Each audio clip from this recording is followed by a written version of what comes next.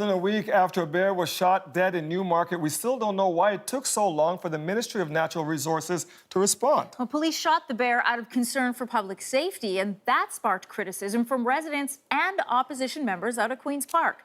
Well, tonight, Shannon Martin speaks to one of the few people authorized to tranquilize bears in Ontario. From the ground, you'd never know it was here. 88 acres nestled north of Huntsville, a safe haven for black bears. Hey, Yogi. Once circus performers Yogi and Molly are now living out their days, snacking on grapes and sniffing out new visitors.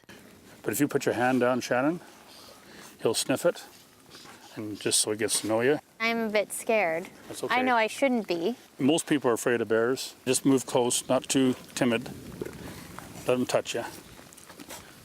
Mike McIntosh has no fear. His bond with these animals, undeniable. They've had 20 years to get to know me.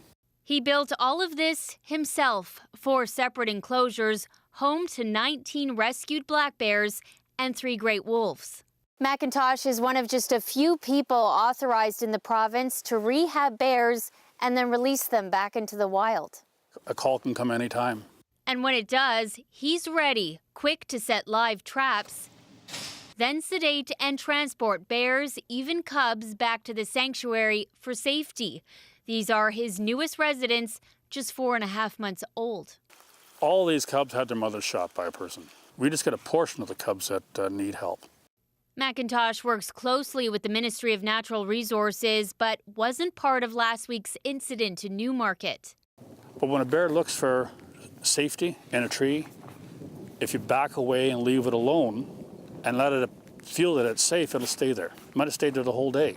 MNR has seen a drastic overhaul, dozens of jobs and millions of budget dollars slashed. The province's Bearwise program also gutted. Part of McIntosh's mission is to fill the gap. The most dangerous bear thrives in people's minds and their imagination, but the animal, the way the animal really is not really dangerous at all. Bears are only looking for food. They're not looking for people.